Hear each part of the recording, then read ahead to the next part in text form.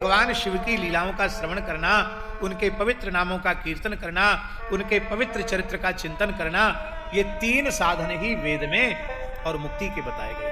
अब देखिए, जहां अभी हमने कहा ना कि भगवान नारायण में और भगवान शिव में भेद नहीं है, इसका मतलब है भगवान हरि और भगवान हर, इनके चरित्रों का श्रवण, कीर्तन और मनन, यही जीव को संसार चक्र से छुड़ाने वाला है, यही वेदों ने निश्चित किया है। और देखो, मैं अपनी बात तुम्हें बताता हूं। सनत कुमार जी कह रहे हैं कि मैं दूसरे दूसरे साधनों का चिंतन करता हुआ एक बार भ्रमित हो गया। तो वेद तो समुद्र के समान है ना, बहुत ही बातें वेद में लिखी हैं, ये नहीं कि ये ठीक, ये ठीक कि ये ठीक। तो सनत कुमार भगवान कहते कि हमारी बुद्धि भी भ्रमित हो गई। एक बार मैं मंदराचल पर्वत पर पहुंच गया और वहां जाकर कठोर तप करने लग गया।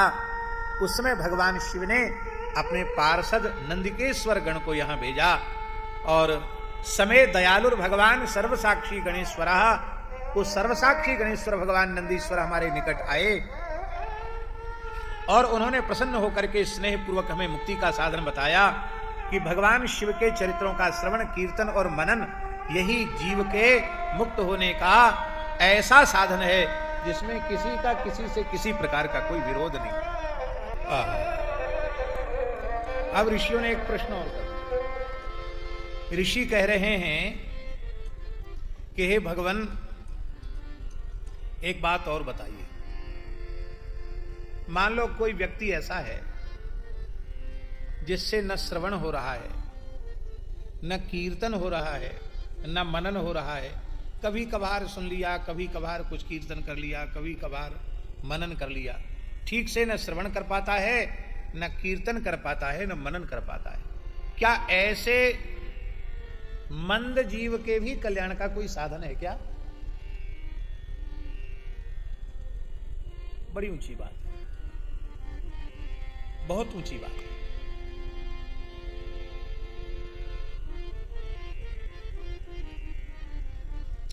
अच्छा, ईमानदारी से अपने आप से पूछो, छाती पर हाथ धर के पूछो, खुद से पूछो, स्वयं से पूछो, जैसा श्रवण बनना चाहिए क्या वैसा श्रवण हम लोगों से बन पा रहा है? जैसा कीर्तन होना चाहिए क्या उस प्रकार का कीर्तन हम लोगों के द्वारा हो पा रहा है? जैसा मनन चिंतन होना चाहिए क्या उस प्रकार का मनन चिंतन हम लोगों के द्वारा संभव हो पा रहा है क्या? जब नहीं हो पा रहा है तब आपने कल्याण के साधन तो तीन ही बताए कि वेद सम्मत जीवों के कल्याण के तीन ही साधन हैं, श्रवण, कीर्तन और मनन, और तीनों में शिथिलता है। तो ऐसा मंद भाग्य प्रमादी जीव, वो भी मानो अपना कल्याण चाहता हो तो वो क्या करे? सूत जी कहते हैं उस जीव के, महाराज जी वेंकटेश स्वामी जी क्या बात कह रहे थे याद है कि वेद सम्मत साधन है श्रवण, कीर्तन और मनन, और मान लो तीनों साधन ठीक से न बन पा रहे हों और जीव फिर भी अपना कल्याण चाहता हो तो उसके कल्याण का साधन क्या है? सूत जी कह रहे हैं कोई साधन जिससे न बनता हो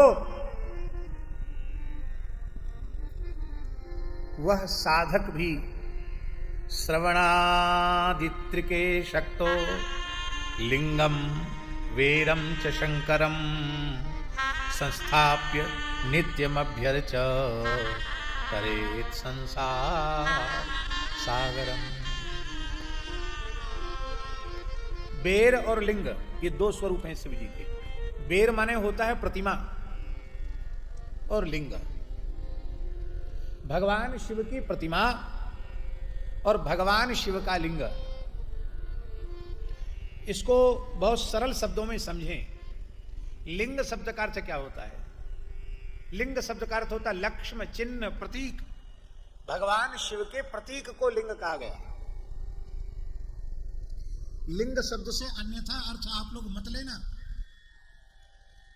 भगवान शिव के दो स्वरूप हैं, एक सकल और एक निष्कल। निष्कल माने निर्गुण निराकार, निर्गुण निराकार उनका स्वरूप है शिवलिंग। इसमें न मुख है, न हाथ है, न पैर है, न नाक है, न श्रवण है, और सब कुछ न होते हुए भी सब कुछ है। बिन पद सुने, बिन पद चले, सुने बिनु काना, कर बिन कर्म करे विधि नाना, वो स्वरूप है शिवलिंग का। और एक स्वरूप है वीर, वीर माने उनकी प्रतिमा, जिसमें उनके पूरे स्वरूप का दर्शन हो। इसलिए संपूर्ण पूजा तब होती है जब लिंग और वीर दोनों एक साथ हो। इसलिए प्रतिमा न हो तो कम से कम चित्रपट ही सही, भगवान शिव पार्वती का पूरे शिव परिवार का एक चित्रपट अवश्य शिवालय में रखना चाहिए। प्राचीन परंपरा शिवजी का जहां लिंग होता है शिवजी की मूर्ति भी होती है। तो जो श्रवण कीर्तन मनन ना भी कर सके वो अपने घर में शिवलिंग की स्थापना कर ले, शिवजी की स्थापना कर ले, और रोज शिवजी को बहुत सस्ती सेवा पूजा है शंकर जी की। सब देवता महंगे हैं, शंकर जी सबसे सस्ते। एक लोटा जल चढ़ा दो, ऐसे ऐसे करके गाल बजा दो, बग बग बम बम बम बम कर दो, उसी में शंकर जी प्रसन्न हो गए। थोड़े अक्षत चढ़ा दो, बिल्वपत्र चढ़ा दो, और कोई महंगा वाला फूल नहीं, आक धतूरे का फूल आप चढ़ा दो, इतने से ही भगवान शिव प्रसन्न हुए। कोई साधन न बने, रोज शिवलिंग का अर्चन करो, इतने से भी तुम संसार सागर से मुक्त हो जाओ। और यहाँ पवित्र लिंगायत संप्रदाय की पवित्र परंपरा में तो यहाँ तो ऐसे वैष्णव हैं शिवलिंग को कंठ में धारण करते हैं और बिना शिवजी का अभिषेक किए, बिना उनका चरणामृत लिए जल भी नहीं पीते हैं। ऐसे एक नहीं, दो नहीं, 10 नहीं, 20 नहीं, लाखों की संख्या में ऐसे भक्त हैं। अभी पूरा महाराष्ट्र, कर्नाटक, दक्षिण भारत तक लिंगायत परंपरा के ऐसे लाखों वैष्णव हैं जो प्रतिदिन शिवार्चन करके ही जल पीते। बाल योगी शिव स्वामी गोवत्स श्री वेंकटेश स्वामी जी के भी कंठ में शिवलिंग विराजमान। चाहे जैसी परिस्थिति हो, नित्य उनका स्नान कराना, स्नान करा के बिल्वपत्र चढ़ा के, भस्म चढ़ा के तब ही जल पीना, पक्का, चाहे जैसी परिस्थिति हो। आप लोग कहेंगे ये परंपरा केवल यहां है। अरे यहां नहीं, ये परंपरा हमारे विरक्त संतों में भी थी, आज भी है। और जब चलते थे तो अपने गले में शालिग्राम सर्वेश्वर भगवान को, संपुट को अपने कंठ में विराजमान करके चलते थे। वो कहीं गए नहीं भारत के बाहर।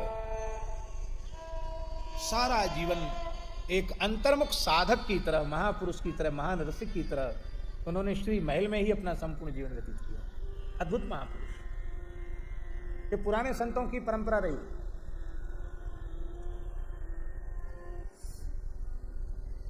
हरिद्वार का कुंभ था,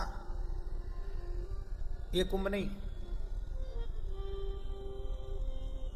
ये अभी हमारा हरिद्वार का चौथा कुंभ आएगा, तीसरे कुंभ की बात है, 3 कुंभ पहले की बात।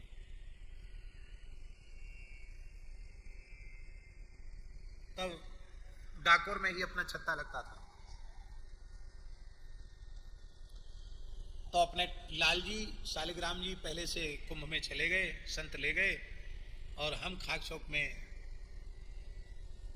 पूजा भी हम ही करते थे, क्योंकि हमारे महाराज जी विलक्षण महापुरुष थे, पहाड़ी बाबा महाराज। कहते थे भाई देखो ऐसा है कि यहाँ रहते हो प्रसाद तो पाओगे, बिना पाए तो रहोगे नहीं, और सेवा नहीं करोगे तो प्रसाद पाने का तुम्हारा कोई अधिकार नहीं, भले ही मानते हो तो क्या हुआ। इसलिए जब तक खाक शौक में रहोगे तब तक ठाकुर जी की संपूर्ण सेवा अपने हाथ से करना। और ये गंगादास बैठे हैं, वहाँ ऐसा नहीं था जैसा इस समय हमारे यहाँ हो रहा है कि पुजारी के नीचे 2-2, 3-3 असिस्टेंट हैं। जो खाक शौक में जो पुजारी होता था अनंतदास जी महाराज, उसे ही झाड़ू लगाना, उसे पोंछा लगाना, उसी को पार्षद बनिया करना, उसी को भंडार घर में जाके थाल लगा के लाना, उसी को मिलाना, फिर थाल पात्र अमनिया करके तब पोंछ करके रखना। हम करते थे ये सब। ऐसा नहीं कि किसी चेला को या किसी विद्यार्थी को दे दो। महाराज जी की भ्रुकुटी टेढ़ी हो जाती थी। पुराने महापुरुष थे। बुढ़ा हो गया क्या?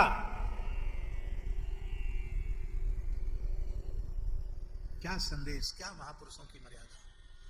आज स्थानधारी महंत आरती स्तुति में खड़े नहीं होते। अब शरीर में कोई हाली बीमारी है, पड़े, बात अलग है, लेकिन स्वस्थ हैं, कोई काम नहीं है, फिर भी पुजारी स्थान में आकर के आरती दे रहा है, उनको आरती स्तुति में खड़े होने की श्रद्धा नहीं, अवकाश नहीं। महाराज जी कहते थे सब जो भी प्रसाद पाए सबको सेवा करनी चाहिए। स्वयं महाराज जी 1-1.5 छटाक साग लेते थे, रात्रि को 1.5 पाव दूध लेते थे और गौ सेवा अपने हाथ से करते थे। रसोई में जाते थे महाराज जी, मंदिर में तुलसी चढ़ाने जाते थे। लगभग 130 वर्ष की आयु में भगवत धाम प्रयाण किया उन्होंने और अंतिम क्षण तक सेवा उनकी रुकी नहीं, सेवा करते रहे। एक बार बुखार हो गया, तेज बुखार, तो दिन में फलाहार नहीं किया।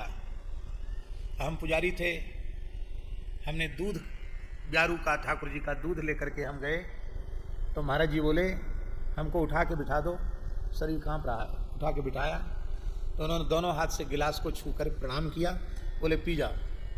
महाराज जी आप ले लो। तो महाराज जी ने मना, अरे मैंने मना कर दिया ना, क्यों पीछे पड़ा है।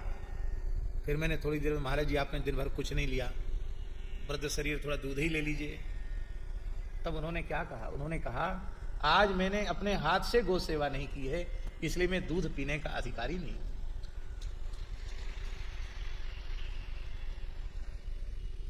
सन 1932 में खाक चौक में वो महंत पद पर विराजमान हुए थे और सन 2003 तक वो विराजमान रहे।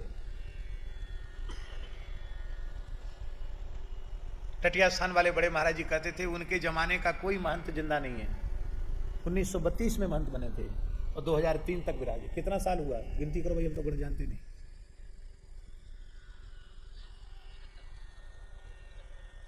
है 73 वर्ष गद्दी पर बैठे, आप सोचो।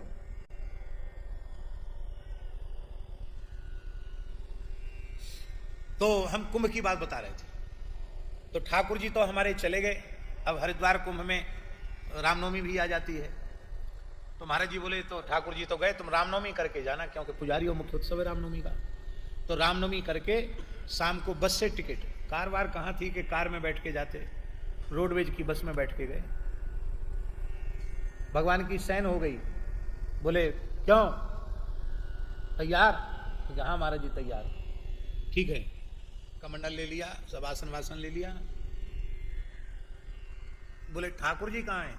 महाराज जी बोले, तो उन्होंने कहा महाराज जी ठाकुर जी तो पहले चले गए कुंभ में, लाल जी चले गए, शालिग्राम जी चले गए, पहले चले गए।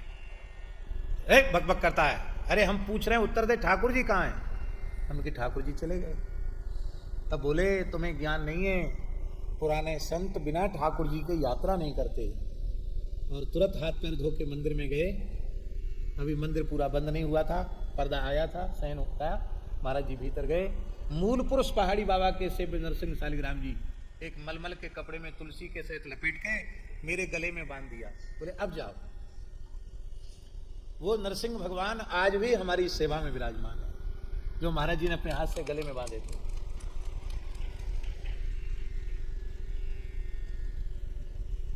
तो जैसे यहां लिंगायत परंपरा में कंठ में बांधते हैं, ऐसे हमारे यहां भी बांधते थे शालिग्राम जी गले में। और हमारे यहां भी पुराने संत कुछ न बने तो शालिग्राम जी को स्नान करा के चरणामृत ले लिया और तुलसी जल चढ़ा दिया। हमारे यहाँ साधुओं में कहावत थी शालिग्राम जी की सेवा के बारे में, धो के पी लो और दिखा के खा लो। हो गई सेवा पूजा। धो के पी लो और दिखा के खा लो। धो के पी लो, चरणामृत मिल गया, और जो कुछ आवे रूखा सूखा तुलसी जल पधरा के भोग लगाओ, पालो। बोलो भक्तवत्सल भगवान की जय। आगे शिव पुराण में वर्णन आएगा, कंठ में श्री शालिग्राम को धारण करने की महिमा अभी इसमें आएगी शिव पुराण में। शिव पुराण में शालिग्राम का बड़ा महात्म्य का वर्णन है। भगवान चाहेंगे तो उसका हम वर्णन करेंगे। तो जो श्रवण कीर्तन मनन न कर सकता हो, वो केवल नित्य प्रति शालिग्राम का पूजन करे, नर्मदेश्वर शिवलिंग का पूजन करे और चरणामृत ले ले, तुलसी बिल्वपत्र चढ़ा दे, इतने मात्र से उस जीव का कल्याण सुनिश्चित हो जाएगा। और महाराज जी लिखा है कि शिव भक्त का कर्तव्य है कि वह सब कुछ भूल जाए पर अपने सेव्य शिवजी को कभी न भूले। ध्यान में आए? बहुत से लोग कहते हैं हमारा वहां सूटकेस छूट गया, हमारे वहां चप्पल छूट गई, हमारा वहां अमुक सामान छूट गया। यहां कहते सब कुछ छूट जाए पर अपने ठाकुर जी नहीं छूटने चाहिए। लोग कहते हम यात्रा कर रहे थे, हमारे ठाकुर जी छूट गए। ठाकुर जी छूट गए, जिस थैले में पैसा था वो नहीं छूटा, जिसमें रुपया था वो तो नहीं छूटा, और जो ठाकुर जी का संपुट था वो छूट गया। इसका मतलब 1 नंबर पर रुपया वाला थैला था और 2 नंबर पर ठाकुर जी थे।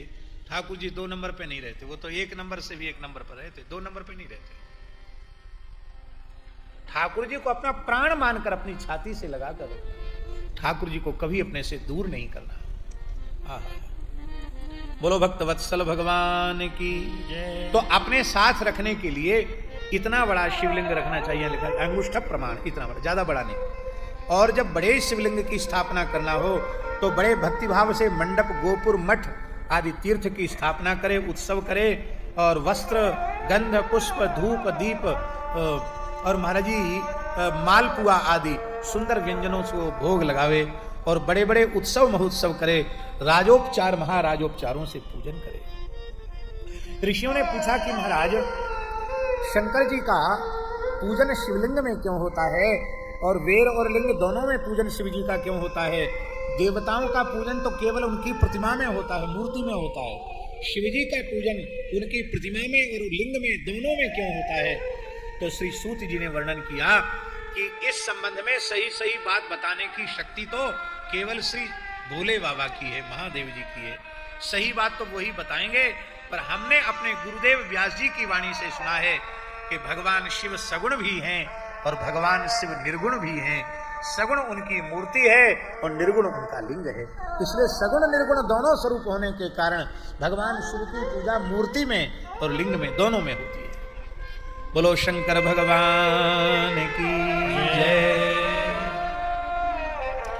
अपिलिंगे च वेरे च नित्यमभ्यर्च्यते जनैः अब्रह्मत्वात् तदन्येषां निष्कलत्वं नहि क्वचित्। भगवान हरिहर को छोड़कर और कहीं निष्कलता नहीं है। बहुत ध्यान से सुने स्वामी जी, जैसे शिवजी में है ऐसे ही भगवान में है। भगवान के भी 2 रूप हैं, एक सकल और एक निष्कल। महाराज जी 2 रूप भगवान रामकृष्ण नारायण के भी 2 रूप, एक सकल और दूसरा निष्कल। सकल रूप है उनका विग्रह और निष्कल रूप है शालिग्राम। शालिग्राम में हाथ पैर हैं, मुख है, नाक है, कुछ नहीं है और सब कुछ है। तो भगवान का निर्गुण स्वरूप शालिग्राम और सगुण स्वरूप भगवान की प्रतिमा। इसी तरह से भगवान शिव का सगुण स्वरूप उनकी मूर्ति और निर्गुण स्वरूप उनका लिंग। इस प्रकार से ये सगुण निर्गुण, ये हरिहर दोनों ही सगुण हैं और दोनों ही निर्गुण हैं, इसलिए साक्षात परब्रह्म हैं। बोलो भक्तवत्सल भगवान की जय।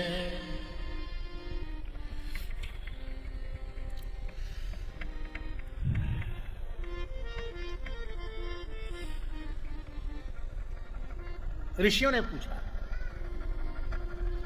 भगवान व्यास ऋषियों ने सूत जी से पूछा। सूत जी वर्णन कर रहे हैं, सनत कुमार भगवान ने नंदिकेश्वर से पूछा कि हे नंदिकेश्वर भगवान, ये जो शिवलिंग की इतनी महिमा आपने बताई है, तो शिवलिंग का प्राकट्य कैसे हुआ, आविर्भाव कैसे हुआ, इस संबंध में आप कृपा करके बतावें। भगवान शिव के प्रधान पार्षद नंदिकेश्वर गण ने कहा कि पूर्व कल्प में महाप्रलय के पश्चात जब ब्रह्मा जी भगवान नारायण प्रकट हुए और नारायण के नाभि कमल से ब्रह्मा जी प्रकट हुए, तो एक समय की बात है, ब्रह्मा जी में और विष्णु भगवान में दोनों में वाक युद्ध शुरू हो गया। वाक युद्ध जानते हो? बात ही बात करस बढ़े आई, दोनों में झगड़ा शुरू हो गया। झगड़ा किस बात का था? देखो, कि झगड़ा वगड़ा कुछ नहीं है, ये सब लीला हम लोगों को समझाने के लिए।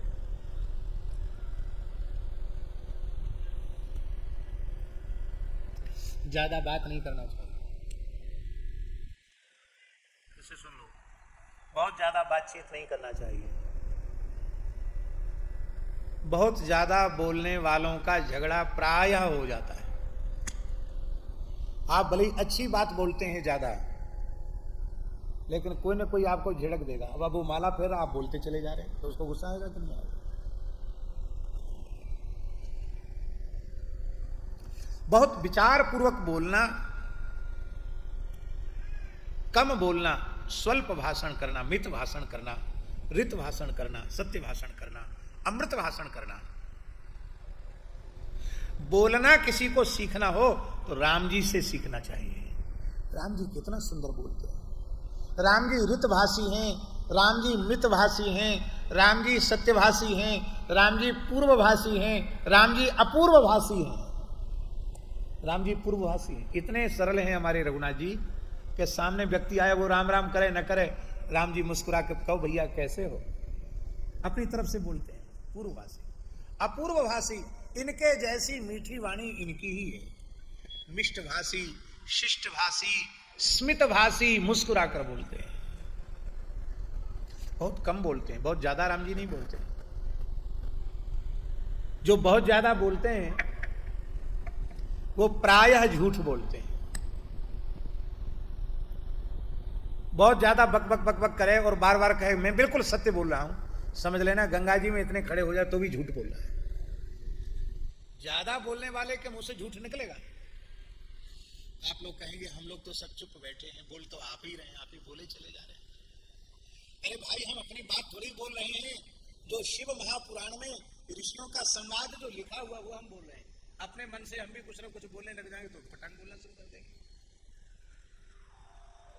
इसलिए भगवत चर्चा करने में दोष नहीं है। व्यर्थ बकवाद, बिना मतलब, बिना सिर पैर की बातें बक बक बक बक बक बक करते रहना, ये बहुत बड़ा दोष है। ब्रह्मा जी कितने बड़े हैं, विष्णु भगवान कितने बड़े हैं, लेकिन ज्यादा बातचीत का नतीजा ये हुआ कि झगड़ा हो गया। वो झगड़ा किस बात का था? सच्ची बात है, पूरे संसार में एक ही बात का झगड़ा है, हम बड़े और हम बड़े। बड़े होने का झगड़ा है। आप सबसे छोटे हो जाओ, आपका दुनिया में किसी से कभी कोई झगड़ा नहीं हुआ। तृणादपि सुनी चेना, तृण से भी अधिक अपने को छोटा मान लो, आपका झगड़ा किसी से नहीं होगा। तृण के समान छोटा नहीं, तृणादपि, तिनके से भी ज्यादा। तो तृणात अपि का अर्थ क्या है? तिनका सबसे छोटा होता है, लेकिन पवन के वेग से उड़कर वह तिनका आंख में पड़ जाए तो आंख फोड़ सकता है,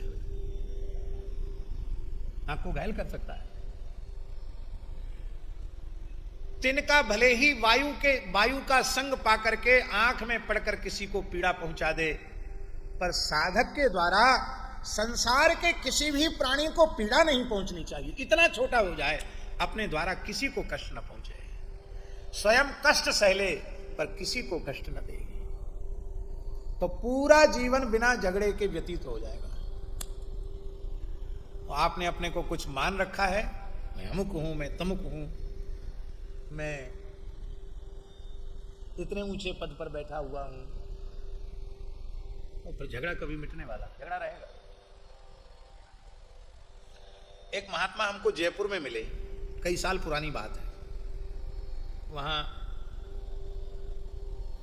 सी स्कीम में कथा थी, लोकेश जी के घर में रुके थे। एक महात्मा मिले तो दंडोत करने लगे। तो मैंने कहा महाराज जी, हम तो त्याग में, वैराग्य में, आयु में आपसे बहुत छोटे हैं, आप इतने बड़े महात्मा होकर दंडवत करते हैं, आपकी उम्र कितनी है? आप तो बहुत बड़े हैं आयु से, अरे दंडवत भी लंबी, तो इतनी लंबी दंडवत क्यों कर रहे हैं? तो उन्होंने उत्तर दिया कि महाराज जी हम नए मुड़िया नहीं हैं, हम तो पुराने साधु हैं, बचपन के साधु हैं। आचार्यों का आदर हम लोग नहीं करेंगे तो दूसरा कौन करेगा? आप एक द्वारे के आचार्य हैं और हमारे संप्रदाय के एक विशिष्ट विद्वान हैं, तो हम आपको दंडवत कर रहे हैं, उसमें क्या है। हमने कहा नहीं महाराज जी आप तो बहुत बड़े हैं। तो वो हंसने लगे, बोले महाराज हमको बड़ा मत बनाओ। क्यों? बोले बहुत कष्ट सहना पड़ता बड़ा बनने में। हमने कहा कैसे? बोले अरे आप फिर भी नहीं समझ रहे हो। बड़ा पहले उर्द की दाल को भिगाया जाता है, फिर सिल लोढ़ी पर पीसा जाता है, फिर उसमें नमक मिर्च जाने क्या क्या मसाला मिलाया जाता है, फिर खौलती हुई कढ़ाई के तेल में उसको तला जाता है, और इसके बाद फिर उसको गरम गरम पानी में भूजा जाता है, फिर ऊपर से लाल मिर्चा और दही ये सब करके तब दही बड़ा बनता है। बड़ा बोले हमारी इतनी दुर्दशा क्यों करा रहे हो महाराज? तो बड़ा बनने में इतना सब करने के बाद तब बड़ा बनता है, और जब बड़ा बन के तैयार होता है तो बोले कोई उसको छोड़ता ही नहीं, सब खा जाने के लिए तैयार बैठे रहते हैं। बड़ा होते ही लोग गप कर जाते हैं, खा जाते हैं। तो महाराज हमको बड़ा मत बनाओ, क्योंकि बड़ा बनना बड़ा खतरनाक है। बड़ा बनेंगे तो कोई ना कोई खा जाएगा, इसलिए हमको छोटा ही बना रहने दो। हुआ है कि जिसने कुछ अभद्र कोहनीय छत्रपति शिवाजी के संबंध में कर दी, संभाजी के संबंध में कर दी। और अधिक दुख दुर्भाग्य की बात यह है कि उस राष्ट्रद्रोही व्यक्ति का पक्ष लेने वाले भी इस देश में खड़े हैं, उसकी सहायता करने वाले लोग। पर ऐसे हिंदू वैदिक सनातन धर्म की रक्षा में दृढ़ प्रतिज्ञ, ऐसे भगवत विभूति तुल्य छत्रपति शिवाजी जैसे महान राष्ट्र के नायकों का जो तिरस्कार करता हो, उसे तो मृत्युदंड मिलना चाहिए। कि हमारे यहां कानून की गड़बड़ी है कि राम जी के बारे में कुछ भी बोल दो, देवी देवताओं के बारे में कुछ भी बोल दो, भारत माता के बारे में बोल दो, किसी महापुरुष के बारे में बोल दो, कुछ नहीं होता है। होता क्या है, दंड विधान न्याय विधान केवल छोटों पर लागू होता है, बड़ों पर नहीं। इसी से समाज में विकृतियां उत्पन्न होती हैं। बड़े को दंडित किया जाएगा तो छोटे तो अपने आप सुधर जाएंगे। उनको लगेगा इतने बड़े होकर भी नहीं बच पाए तो हम क्या बचेंगे। इसी को गोस्वामी जी ने मानस में कहा, भगवान शिव का वचन।